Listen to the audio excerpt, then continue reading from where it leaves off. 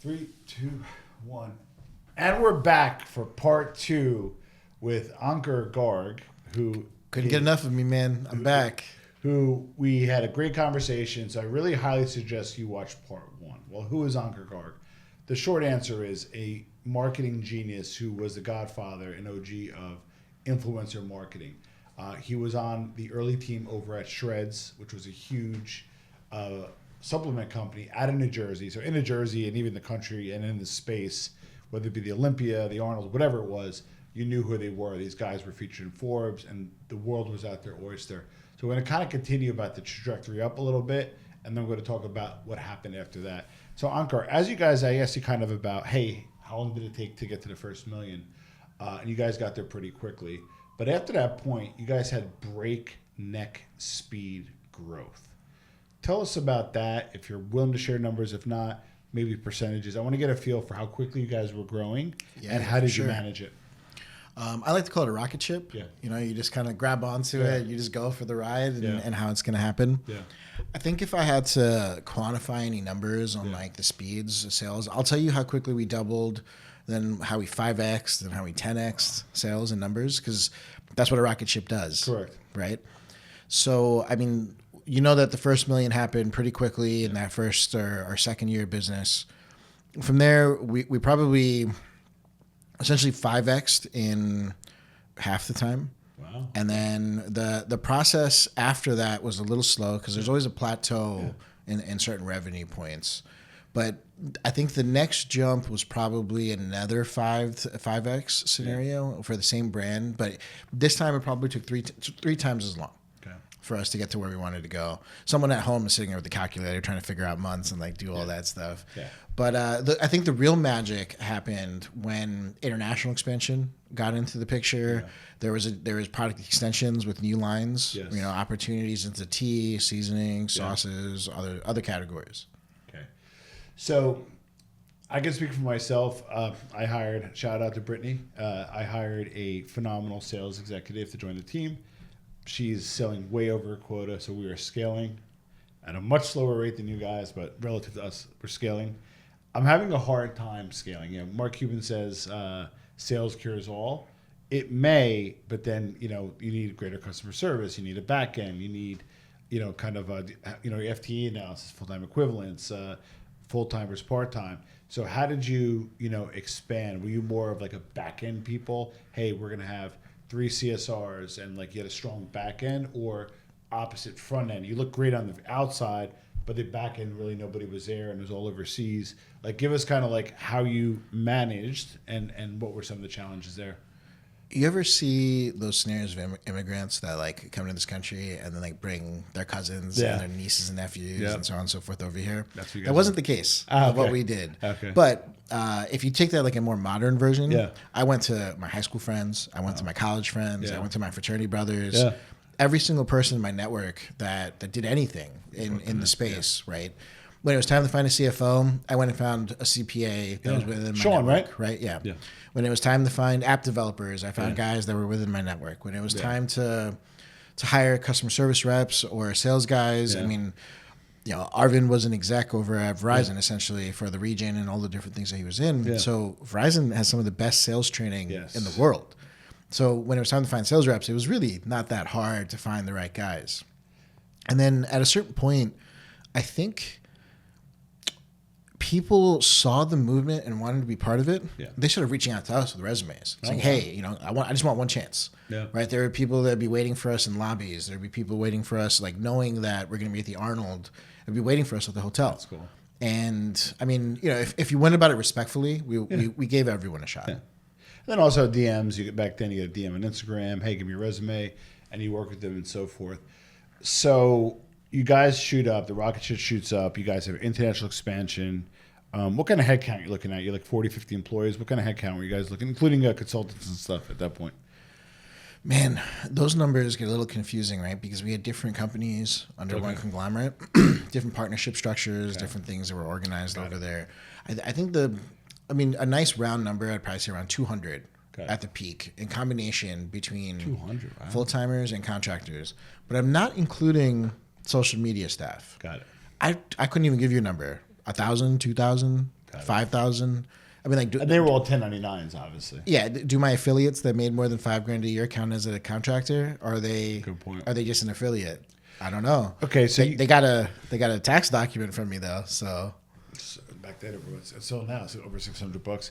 So now the chessboard is met, right? It's established. You have your infrastructure, your people, product, processes. You guys are cooking, right?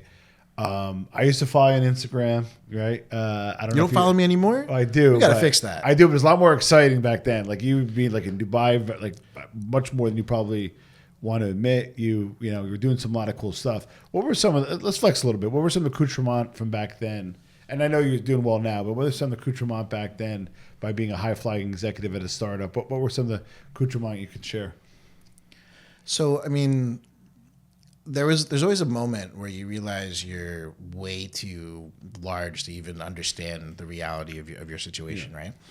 I think Arvin and I were flying to Miami for a meeting or LA for a meeting or something like that. And I'm Indian, right? I have a beard. Yeah. I've had issues going through TSA and certain things in my life, right? So we're at Newark Airport, about to head into the security line. And all of a sudden, I hear someone scream both of our names. And Arvin and I we're on our cell phones. We're not even paying attention. We're looking around. We're like, who said our names? Like, what's going on? Some guy waves us over, right? Literally gives both of us a dap. And is like, go ahead, walk right through. And it wasn't like walk through a metal detector. Just like open the secret door. It was like walk right through. It's like, you guys don't need to wait in line. I was just like, as a brown man, I just got open. I mean, I understand like, there were times where there was jets and there was times where like JetSmarter and those apps that started coming out. Like you don't wait in line in any of those settings, right? But at Newark Airport, commercial airport, the football game, it blew my mind for sure, right? I think another fun memory is actually post Shredz. I launched a podcast called We Make Supplements with one of my mentors, Sean Marzalek from SDC Nutrition. Yeah. I remember being at the Olympia in Vegas and literally just standing in like the hotel lobby. Yeah. And like 3 sheikhs come down the stairwell, right? I mean like full out like sheikh garb and outfit and everything, right? Like armed guards behind them and everything. And one of them points at me. And I'm like, oh my God, like what's about to happen? Like I'm about to get kidnapped or something, right? He walks up to me, he goes, we make supplements. I watch your podcast. And then starts quoting lines from the podcast. I was just, how is this guy from Dubai, who clearly makes more money or has more money I can possibly dream of, know every single thing that I said on a podcast? That's interesting. That kind of stuff always blew my mind. All right, so you guys were cooking. You were like kind of the darling of the area. Guys were known for being kind of dicky, which probably rightfully so. A guy from Jersey having the personality and having an edge, making money over head and over fist. And then you guys were cooking, right? Then, there was kind of the initial part, and this is obviously retrospect, hindsight's 2020. Give me kind of the first crack, the first pink flag, the first red flag. What's the first thing that kind of happened where at the time, maybe not ignored, but in retrospect, you're like, oh, fuck. What was the first kind of chink in the armor? The most painful thing about being an entrepreneur is that the journey is very lonely, man. Yeah. I mean, being an immigrant who, I got citizenship at the age of 8 when my parents got citizenship. I mean, your circle is your parents' friends, your relatives, like high school teachers, college professors. When you're in that like realm of like 500K to $1 million, there's always like that doctor in that friend circle or like the rich uncle that you could talk to. Yeah. When you go from construction, I mean, anyone that has a business, small business or whatever at that point, when you go from $1 million to $5 million, that circle becomes substantially smaller. Yeah. If you're lucky, you have one person who can give you real advice. Yeah. When you go from 5 to 25 million to 50 million to 100 million, not only is there zero advice and zero mentorship that you could find, unless of course, you're putting yourself out there and you're doing the PR things and whatever else. But I mean, we were in our early 20s, right? So I don't think I could pinpoint a very specific like milestone moment where things got weird, but I could tell you that you don't know what you don't know when you're running a company at that scale. Correct. And before you know it, the problems that you run into start scaling at a level that's just way different than a small business. Yeah. A mistake when you're under 5 million might cost you 50 grand, 100 grand. Yeah. a mistake when you're at 100 million costs you a lot of money, right? A big algorithm changes a lot of things. And I know a lot of brands are dealing with that kind of stuff right now with all the privacy stuff. Yep. But at the end of it all, I think the biggest disappointment was when I finally found guys that could be mentors and came to me, like trying to present themselves as mentors, right? I don't know if we mentioned this in the part 1 or not, but there were guys like founders of Visalis, big guys in Herbalife, people that had $500 million supplement manufacturing companies. They wanted to pretend like they were going to be my mentors, but they just wanted to absorb us and steal everything that we had. They wanted to know how we found like this giant gap in the market, and there was zero authenticity or zero empathy towards what we were going through. And that's tough, man. I mean, it was tough. So part might have been not having. So usually at that level you have kind of maybe a board of directors, you maybe have an advisory board, maybe personal mentors. So maybe absent of that, definitely, is an issue. I'll just give you externally, right, to the guy who followed you guys. When there was an issue like Devin Physique, allegedly the Photoshop scandal with him and Paige, and then I think it did more damage than it needed to you guys, or unfairly, was when his assistant, Devin's assistant, came out and said, he's not paying me, and he's not, I'm doing the meal plans. And the PR aspect of it, at least externally, was a little rough. And respectfully, no knock on Arvin, and hopefully maybe one day I sit across the table from him, but I didn't love how it was handled. I kind of felt you guys were either really quiet, and then he kind of made a statement, but it was like a little tone deaf. And then he like kind of did one interview since, and I was like, not that I was a big stakeholder, but I did sign up on the app and I did buy some product from you guys. But I just, as a kind of a marketing media guy, I was underwhelmed, if that makes sense. But who am I to judge? I'm here to learn, not and listen, not just talk. So what happened with those quote unquote scandals, Devin, Paige, etc., and then how material was it really to you guys at the time? So I think the reality is that when you're playing at the scale that we were playing at, there's going to be more employees and more contractors to manage, and you have to have mid-tier management and other people involved and so on and so forth. I think the reality is like those scandals were such a small blip in the grand scheme of things. And I feel like it seemed a lot larger than it really was to like New Jersey residents, because this is where our headquarters were, right? This is where we not only, I mean, it's like comparing it to E Clean Bro, right? If you live in New Jersey and you don't know who E Clean Bro is, you clearly never leave your house ever. You've never been on the highway in your entire life, or right? seen like, a billboard. They're everywhere. So, I mean, if you live in New Jersey, you knew who Shredz was at that time. I mean, if you're the Lakers or the New York Knicks or the Giants, right? Someone from the practice squad having a little bit of a scandal or whatever, that stuff blows over really fast. And I'm not trying to compare Devin to being on the practice squad by any means. He was one of our main athletes, right? But, I mean, he apologized for what he did. And, I mean, at the end of the day, that's a lot of pressure to be, I mean, one of the pioneers in fitness social media influencers, right? And so, I mean, that man did the type of like journey of like growing with us, you know, because I mean, he signed with us when he was really young. I mean, it's like talking about LeBron and, you know, the mistakes he made with the announcements and whatever else. Like, no one's perfect, man. At the end of the day, to be honest, none of those scandals really affected us and our sales in any way whatsoever. I think there was a disgruntled employee at one point that actually like had passwords to certain Instagram accounts, and one of our main accounts disappeared at one point. And I mean, when I talk about main accounts, I mean it's an account that generated millions. Not just followers of millions, but like revenue. It was generating like millions of dollars every month. Oh my god! And out of nowhere, it was just gone.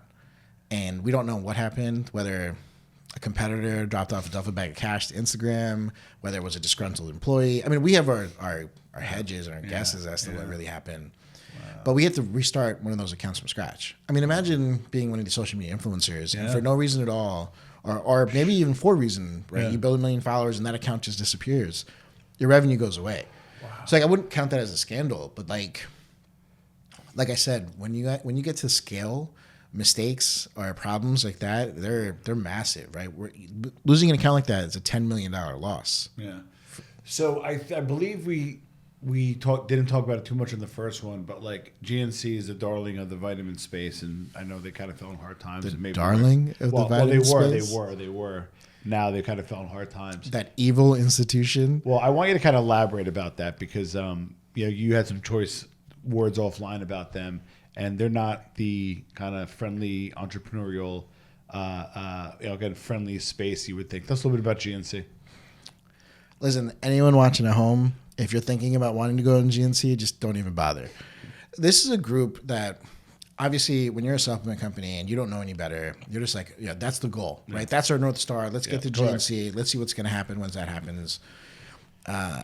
These guys approached us after we had already gained market share and gave us this like, hey, we're going to put you in every single store. Come fly to Pittsburgh to our headquarters and have this meeting with us and whatever else. You could just imagine how excited we were. Like, this is awesome. We're going to have a 3,000 store rollout. Like, this is perfect for us, right? Yeah. We get to the headquarters. They give us this contract. We have our attorneys review it, and we're trying to understand certain things. They have these, like, secret terminologies that you have to know in, like, retail, right? There's this concept of a free fill. There's a concept of key fees. Yeah. I mean, it's essentially extortion. Markdowns. Yeah, it's essentially extortion, man. Yeah. These guys have figured out every single way. Why don't you, only because we have some entrepreneurs, some just regular folk that don't do retail. Give us a little bit of free fill and give us, if you could define some of those terms. Yeah. So a free fill is where they'll say, hey, if you want to be in these stores, you have to send us free product that we can sell to fill the shelves. So let's say a shelf can fit 3 or 4 products in one face. Right? A face would be like, as you're walking down the aisle. Yeah. We'd have to send every store in the country 4 free bottles of every single SKU. Like that's a lot of money, man. That's like that's like $250,000 if you think about it, right? Yeah. And then when they sell through it, they will then place purchase orders, right? And then there's this idea of net terms, and then there's this idea of markdowns. Net terms means that they give you an invoice, you have to ship the product, but then they don't have to pay for it for they say 90 days, 120 it's really days. Net 120. They always pay late. No, it's really like net 250, let alone on time. And then if they sell through, you have the obligation to also. So you gave a whole bunch of product at 250. You send them another 250. So you're out of 500. If you're Keystone, you maybe make that on the PO. They sell through that. And then you send them another 250, so you could be out $750,000 a product before seeing who got. Listen, man, complete evil contract. Got it. We don't know, right? And we didn't have the right coaches or the right guidance on how to sign that agreement. Yeah. And then, we're putting all this effort into cannibalizing our direct-to-consumer sales and driving sales to GNC now, right? Yeah. And we're like, hey, GNC, we want to do a national tour, and we're going to go to 100 GNCs, and we're going to do activations. Yeah. Nope. You're not allowed to go to the stores. Why? I'm like, excuse me? I don't understand. And the group of guys that are on my team, we're looking at each other like, this doesn't make any sense. Like, why wouldn't you want me to send Joey Swoll and Paige Hathaway to a GNC line location? On the block, yeah. I mean, at the biggest arena in the world, the Olympia for fitness, we had 10,000 people in line to see our athletes. Why wouldn't you want this at your store? They gave us some nonsense explanation, and 6 months goes by, we're not seeing a single check from GNC. A year goes by, not seeing a single check from GNC. And all of a sudden, we get a letter saying that we owe GNC money. And I'm just like, I sent you guys free product. Yeah. We're doing all this marketing. What do you mean I owe you money? Yeah. They're like, read the contract again. So now I hire one of the top attorneys in like the space, and like they're telling us how these things work. Yeah. We fly our butts to Pittsburgh. Yeah. We have a meeting with them, roundtable, right? Everything you ever see on TV, right? Like 14 people in a round table and just me sitting on the other end. And I'm explaining the whole situation. I'm like, I don't understand this. Yeah. And I'm telling you, man, 4 people on the other side of the room started smiling. Right. And they're like, well, maybe you should have read the contract. And I just looked at them. It was like, so you're telling me that you're having some chuckles here because you took advantage of an up-and-coming brand? Wow. So then I started doing some deep research into like, why would a group like GNC do this? And there's a different brand that's launching in GNC. And, obviously we have a large social media following. So I'm like, hey, if you manage a GNC, give me a call. I just want to interview you. Yeah. And so they literally tell me on the phone that the reason they brought Shredz in was so that we would market and send people to the store, and they wouldn't sell the units of Shredz to a single customer. They were actually told, the people that work at GNC, that they sold a single bottle of Shredz It'd be like a removal of a spiff or some other thing that they had, or they threatened being fired or whatever it was.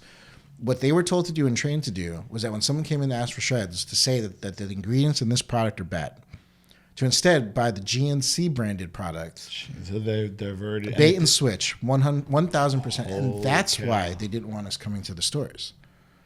Wow. Right? Now, can I prove any of this? No, this is a podcast, right? And I'm going to tell you the story from my perspective. Yeah. And I mean, podcasts are for entertainment. Yeah. If GNC tries to sue me, I'm going to tell them to go screw off. But at the end of the day, man, the invoices and the letters and the contracts are all real. No. If they want to test my gangster, feel free to test my gangster. I have the paperwork and the receipts to prove how evil they were. In this podcast, our guests may or may not share our opinions. This for entertainment purposes. You like GNC? No, I just don't want to get sued. No, all right. So sue the podcast owners, not me. Exactly, no, I'm kidding. Exactly. So all right. So but at the time, and this might have been maybe a mistake or maybe you had the wrong person, did you have a dedicated channel manager who usually there's the in-person at GNC, you guys have a channel manager dealing with them, Rite Aid and whatever. Did you have a dedicated channel manager that maybe didn't manage the account correctly and maybe ring the bell sooner? Or did you have the right channel manager? These guys were just bad people. Oh, no. The reality is something at that scale, I mean, the main C-suite guys wanted to manage it ourselves. So you guys, okay, because it was that big for you guys. Okay. It was so important for us to make sure you guys were on it and they just pretty much screwed you. That's just the truth, man. And the truth is, I talked to so many other brands that go retail from the direct-to-consumer space, and it has to be the right partnership. I'm not going to say all retailers don't work, but the right partnership with the right agreement, I mean, they're in the business of making them money, not necessarily promoting your brand. Yeah. So we talked a little bit about the ARC. So you guys were doing really well. We're going to talk a little bit about the scandal, maybe publicly. There were some vocal trolls out there to this day. You can they're still out there. It's weird. Some people are still not over it. Bro, everyone has trolls. Travis Kelce and Taylor Swift have trolls. These are the two most popular Americans in the country right now. Yeah. And there's people who are like, this relationship is fake. I'm like, are you kidding me? All right. So you had the Photoshop scandals. You had a little bit of, obviously, some internal issues with the account going under a large account. Because remember, you guys had multiple large accounts at the time. And then now the GNC is not just about not selling through and not making that money, but lost opportunity, right? So once you're in GNC, if they were honorable people would, that's in GNC, I'll buy it maybe here, and then like a robo buyer, read online, offline, and buy online. So there's a huge loss opportunity. So now we're kind of giving three different kind of stabs, if you will. Were these adding together, and then the decline started happening and causing it, or there was other stuff cooking and marinating that really accelerated the decline? Yeah, and just to clarify, some of the ways you worded all that is not how I worded it. Okay. Nor is all of what you said true just now, right? No, I'm not. What I'm saying is, it's just important. It's just important that there's no misclarification there, right? Yeah. We had one account go away, right, and then GNC, we might have lost $250,000. In the grand scheme of things, it wasn't even that big. Okay, so we're actually in a good place. So there's like three issues, and collective, individually very small. Yeah. Maybe not material, maybe a rounding error, right? Internally. But now there's three that are adding up, right? Yeah, man, at the end of the day, whatever happened over there, the most important thing is that there was an opportunity to get coaching and guidance that we should have taken much earlier, right? And what you don't know in an entrepreneurial journey. Yeah. At the end of it all, when I decided to walk away, the most important thing is that no one could take away the experience I had, right, in those 7-8 years that I was there with my team. Yeah. No one could take away the real life MBA that I got, right? Something that you'll never learn in a university. Don't teach that in school. Creating 9 figures of revenue, doing a lot of things that happened, and understanding supply chain on a global level, understanding creating demand, being the pioneers behind a new e-commerce strategy. Yeah. These are things that are going to be with me for the rest of my life and all my future projects. Got it. To tie up the Shredz, because I do want to talk about your current projects, who's rebounded nicely, which I'm very happy about, and we're going to do some things together as well, is when you walked away, it's a hard decision, and I think you shared that. Speak to the people that are kind of at their Shredz, right, where maybe did well. Either you did well personally, you did well professionally, whatever that is, but it's just like, time to go. Can you maybe share some insight and some mentorship to people watching who are in the situation you were in, and they're wondering, like, man, should I go? Is it time to go? Can you maybe illuminate that a little bit? So if there's someone who's considering leaving a startup that they were founders in, or that they were like there in the first set of employees or what have you, I mean, the most important factor is, if you don't love what you do anymore, and you're not in alignment with the direction or the evolution of the company or whatever it is, I mean, you just got to ask yourself, like, is this what makes you happy? Yeah. And I'm a big proponent of business coaching. And if you don't know how to find a business coach, or you don't know who to ask or what have you, it's not that hard. Yeah. There's YouTube videos about it. There's books about it. Correct. If you don't know about real estate and you want to learn about real estate, like, go buy Warren Buffett's autobiography. Right? You'll learn everything you need to know about real estate after reading one book. Yep.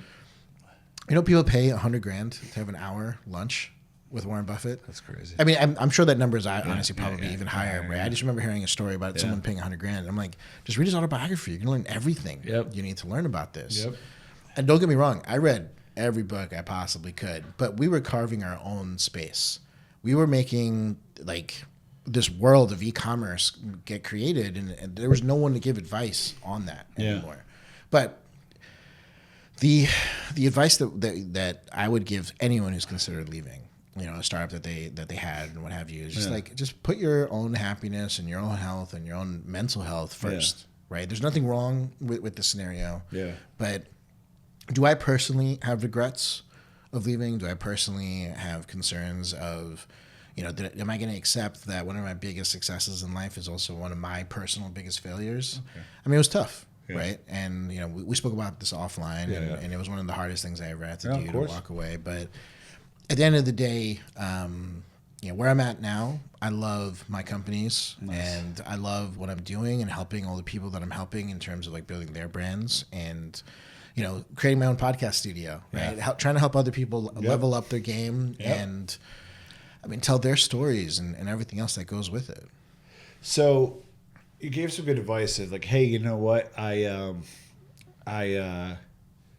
don't like what I'm doing. It's not as fun anymore. I dread going to the office. I just don't want to do this anymore. That part I kind of get. I think the younger people, not that we're old, but I think the younger, like Gen Z, younger Gen Y, I think they're, like, good like that, where, like, if they're unhappy, they're bounce. They're not, like, we were the grind culture. They're about, like, more work-life balance. However, though, is when you're young like that, what guardrails? Because I think you had good guardrails with the discussions we had offline, so I think you're definitely qualified to speak of it. And certain things maybe you made some mistakes on, but what guardrails should you have as, again, you're early on in a startup or maybe a big company that you want to not just be an employee? What guardrails can you set up? Do you demand equity? Do you demand options if it's a big company? RSUs? Do you maybe a higher pay? Screw you, just pay me at the top of the market and I'll invest the money myself. What are some of the guardrails you recommend to a junior person now who is valuable at their firm, but they need to be a co-founder, whatever it is? I don't want to, I just want to kind of get your opinion. What are some guardrails you should ask for or look out for as an employee or a founding member? That was layered in so many different It roles, was a lot. So bucket it. You have your co-founding team, let's say, and then maybe you have a smaller startup, non-equity, and then maybe corporate. Hey, I'm making $150, but, like, I'm getting underpaid. If you could bucket those three, if you can. If you're starting an organization, hire a really good attorney, right? Or get advice from someone about the things that need to go in this agreement, and definitely have a contract. Period. Right. No handshakes. So certain stuff that I think is almost like common sense. If you don't get a prenup in a marriage, you're letting the pre-existing contract that the government chose be the one that determines what happens with you. That is correct. Right? So, I mean, a prenup doesn't always have to be she gets nothing or whatever else, right? Yeah. But why are you letting some 100-year-old document control what happens if there is a breakup or what have you? Yeah. there's no difference in businesses and when businesses break and so on and so forth. The whole purpose of having these documents is what happens if something goes wrong. Good point. Let's decide that now, right? How are we going to handle the debts? What happens if one of us dies, right? Am I like left holding the bag, or am I supposed to take care of your family? Am I supposed to be partners with your wife now? Like, like all of those things. Yeah, do I get a key man insurance, shit like that? There's all sorts of things that go into that, and you have to just figure all that out early on. Yeah. Now, is there a cost associated with that? I mean, of course there is, right? And is it smart to do that from day one if you are broke and you don't have money and you don't know what you're doing and like all these other aspects of it? Yeah. I'm going to tell everyone that if you have an entrepreneurial spirit and you have the audacity to go out there and try to show people that you have a better way to do something, get your proof of concept first. And once you have your proof of concept, get everything in writing after that fact, right? Got it. So that kind of covers two of the buckets, I believe. Whether you're a founding member or you're smart of a startup and you're like, hey, I kind of want to be more involved. They approach you with an offer, whatever that is, have them look at that. What about your standard corporate? If they're not offering you options or RSUs, do you ask for them? Do you maybe ask for bigger bumps? What's your kind of strategy there? There's a lot of people who will establish themselves as an expert, or I'm not entry level anymore because I did a 3-week boot camp, right, on an online webinar or whatever. Yeah. I think the reality is like some people have to stop being delusional about their skill set. Correct. And get an assessment on their skill set so that they're honest before they go apply for a job. Good point. When you're honest about your skill set and what you can actually accomplish for a business, they will respect you for saying, this is what I can do and this is what I can't do. Yeah. And 100% of the times, a business has a larger budget than what they're negotiating with you with. Good point. Right. I can tell you about an engineer that we wanted to work with for our podcast studio, and he came back to me after an offer, and he was like, "Hey, this is what I need to make this work." And I said, "Okay, like if that's all you need, like no problem, we'll take care of that." Right. At the end of the day, you have to be cognizant of what it is that you need to make it all make sense, and then the delusion has to stop. Yeah. You can't go to a company and be like, oh, I want to be a 5% owner of Google. Yeah. Like, why isn't Google giving me RSUs? And why isn't so-and-so giving me this, that, and the other? And you can't go to a startup where they themselves don't have an operating agreement and expect them to give you stock or expect them to give you an equity offer or what have you. Now, I have some friends that are in startups that have reached what I would call like a pace of velocity, right? They've broken past the 4 or 5 million. They're heading to the 10 million point. And the members of that company haven't been given an offer yet. I don't think the owners of that company would say no if you got a pool of the team together and went to them and it's like, hey, look, we helped build your business to get to this point. We would like you guys to create a systematic approach for all of us to win. If the owner was like, yeah, screw you, I'm never going to give you a piece of this. This is my company. You're working at a terrible company where management doesn't care about you at all. And I can assure you that in my past and in my future, whenever someone's come to me asking for more, my answer is never just flat out no. My answer is, well, look, this is why we're giving you what you're giving you now. If you want to get more, this is what I need from you, right? Does this work for you? No. And then we can get you to the point that you want to be at. Yeah. But at the end of the day, if you're delusional and you're like, no, I deserve this today because so-and-so at some company has it, I don't know what to tell you. You might be overreaching. All right. So, and the great thing about your story, and we're going to have you back on because I think there's a whole nother generation of your career to discuss, but I just want to kind of shed some light. So you have AKG Creative. That's right. That is your creative arm. Tell us a little bit about that. Yeah, so, I mean, all BS aside, man, I'm really good at creative, right? Yeah. Adobe tools, whether it's Premiere, whether it's Illustrator, Dreamweaver. Canva. Let's not go down that road, man. God, it's like someone giving me Easy Mac and is like, make this gourmet. Like, I guess I could if I had to, but like, please don't make me do that. Yeah. I'm not knocking Easy Mac. I actually kind of love Easy Mac, but the point is, the way that consulting kind of fell into my lap was that after I was able to build a name for myself, there's just people who came to me asking for help with their businesses, with their startups, with PE-backed ventures, whatever it was. Yeah. I created an approach to consult, whether it was logo design, print, package design, websites, sales funnels. You showed me that. It was brilliant how you have like kind of almost like a good, better, best in a way. And it's not like one of the challenges we have sometimes is we have So I'm like, we have a good relationship, but like I generally am a relationship guy. Like I'm like a bad like one night stander. Like, hey, let's hang out. Like, no, I'm done. Like, no, let's do more business. You know, when I mean one night stand, I mean business wise. But so I tend to be less transactional, right? Yeah. But sometimes I learned that some of those best relationships should be transactional. Not that you're transactional, but what I'm saying is the way you kind of set up your pricing is brilliant. Hey, if you're transactional, we can over deliver on what we're going to give you here. You're going to pay a fair price. But if you're more of a retainer guy and like to stretch it out, we allow you to do that. I love that about your program.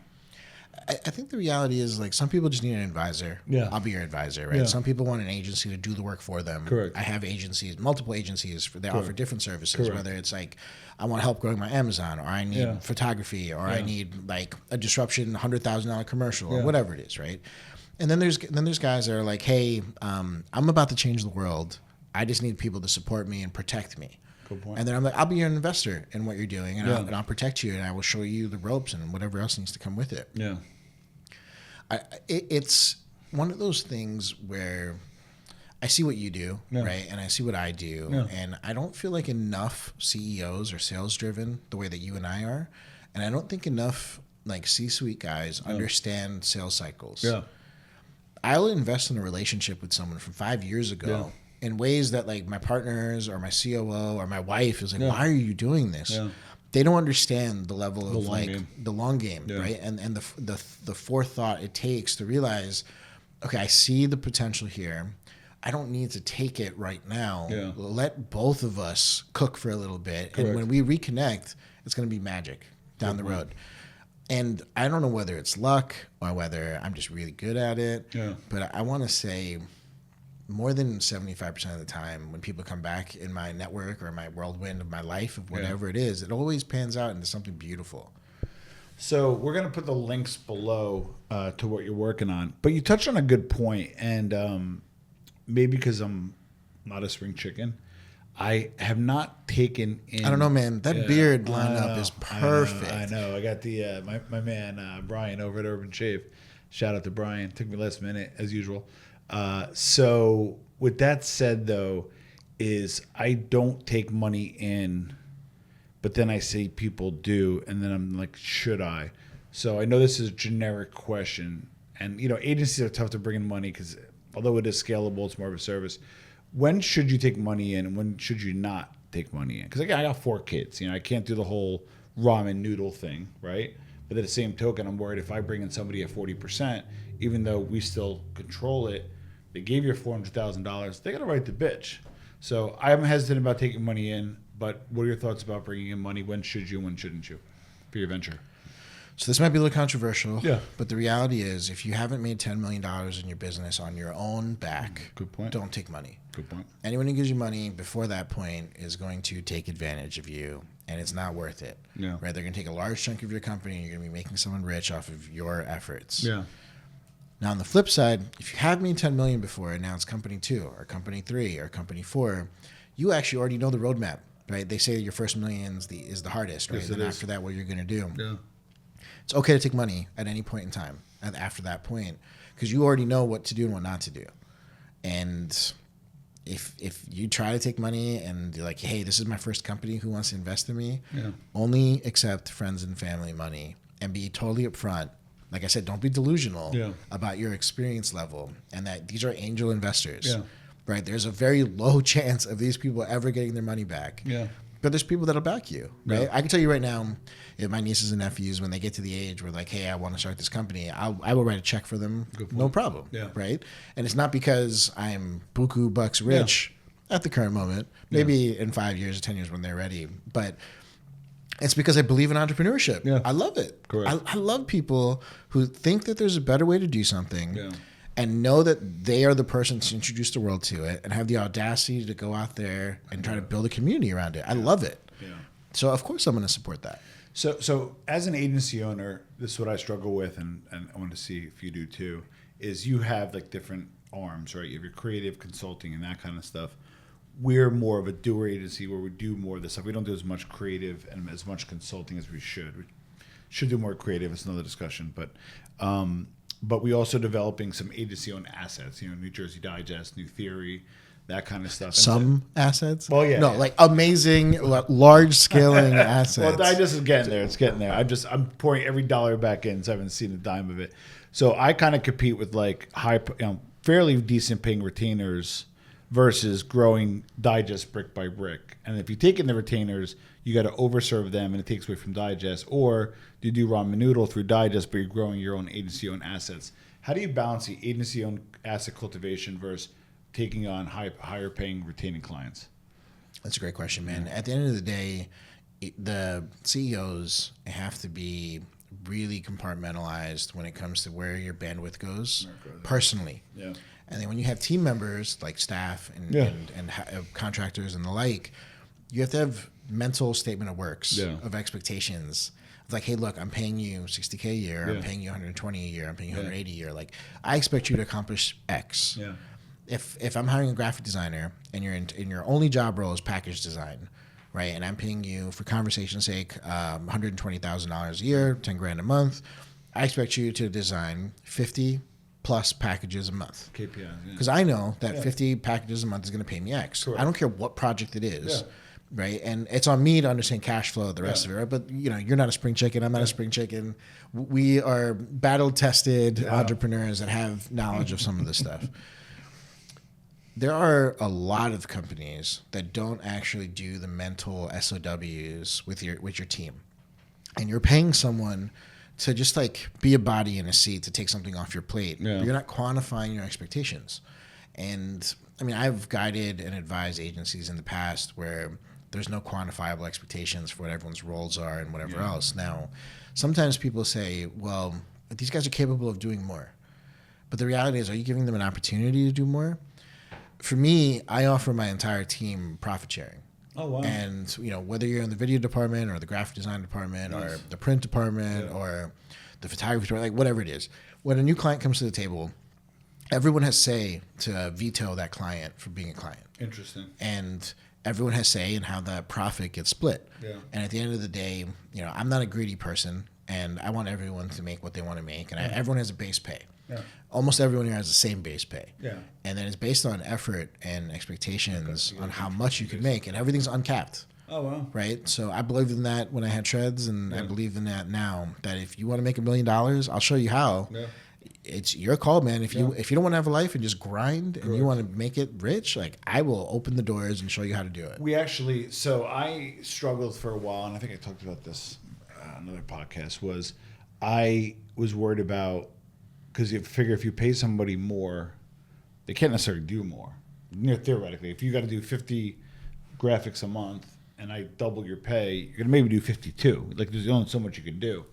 So we kind of switched up our model to more of a performance-based model where, hey, you're the graphic designer, but we need to create assets that get this many followers on Instagram. Hey, you're an activation specialist for TikTok. Great. We need this growth for here. Hey, you're a writer for us. We need 3,500 views per piece. I mean, it's so many pieces. But although that matters, what the read count matters more. Now, we like to have a 20-mile march. I don't like guessing. I don't like have you read Great by Choice by Jim Collins? Yeah. So I believe in the 20-mile march, fire bullets before cannons, and I'm good at this, but not because being Italian and you probably Indian, productive paranoia, right? That's embedded in us culturally. So that was already there, check. So we kind of install these principles where my designer, my writers, my team, it's like, hey, wait a second, you need to do this. Now, we're going to give you the tools and resources how to do it, but that's how you're going to get paid. And if you hit it, great, you'll get this amount. If you go higher than that, there's kickers and so forth. So we kind of adopted a pay-for-performance model about 5 months ago, and it's been working out pretty well. Versus, although you offer KPIs, which you do, but also I'm assuming you have goals, and if they hit them, they make money. So I like that. We're kind of doing a hybrid of that, and it's been working out pretty well. I mean, every company culture is going to be different, right? I don't like performance-based employee roles because for me personally, I feel like that's how I treat agencies. Yeah. So if I'm hiring an employee as an agency, sure. Yeah. Their statement of work and their contract is performance-based and what have you. I like hiring people that, okay, hey, you're admittedly someone who needs training and you're green. I'm going to train you and then take off the training wheels and go nuts. Yeah. Or I'm going to hire someone that's better at the task than I am or like as good at a task as I am. Yeah. And, nobody's better. And Tom, there's plenty of people that are better, man. But at the end of the day, there's going to be people that I'm going to let you do what you do, right? And there are times where I'll overpay someone, but it's because the quality of the work goes down when their minimum threshold isn't met. Correct. And if there's people whose minimum threshold isn't met, like how could they possibly do good creative work for me? And people also give up if they feel like they're not going to make it. I mean, if you're worried about how you're going to pay your rent the next month, you're not going to do a great job in the creative. Period. Right? It just doesn't pan out. Now, do I give any life coaching on how to manage finances and whatever else? I mean, to be honest, if someone doesn't understand the basics of that kind of stuff, those are red flags in hiring. Good point. And I won't bring those people on my team anyway. Good point. How do you coach a good team that's underperforming? They say you got to hire slow and you got to fire fast. Right? If people are not performing, you got to cut them. Now, give everyone an opportunity to to explain and understand, and a second chance, and maybe even a third chance in certain scenarios. But it's based on the scenario, right? So, like, if I find out that someone has a sick parent or someone's circumstances have changed, and they're a valuable member of the team, right? You got to give them grace for certain things, right? Again, if it's one of those delusional scenarios where someone's underperforming because they're like, well, so-and-so at so company is making X and I'm making half that, right? I'm like, well, listen, man, they're not going to survive at X in 5 years, right? And as my agency grows, you're here at the ground level, I'm going to take care of you X, Y, Z ways.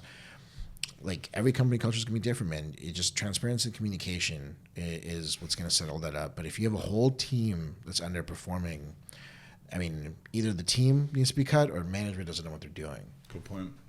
I believe in the improve or remove philosophy. If somebody's not performing, give them a chance to improve. If not, remove them from the role. So I do believe in that. All right, listen, this has been great. I had high expectations for the part one and now the part two. Although we're going to put the links below, how can people find you? All my hashtags and all my account handles are all the exact same. Encore K Garg. The agency is at AKG Creative.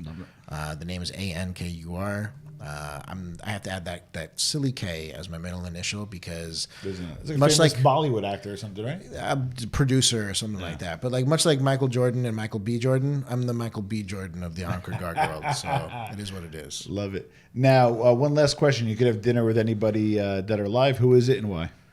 Oh, man. These are those silly interview questions that people ask. Anyone, dead or alive? Who is it and why? Man. Manoj Bhargava, the founder of 5 Hour Energy, who has had his own fair share of controversy recently. Yeah. But this is a man who was able to create power, true power, right? And go out there and create projects. I don't know if you saw his documentary, but he made $1 billion and gave away all of it to try and save the world, right?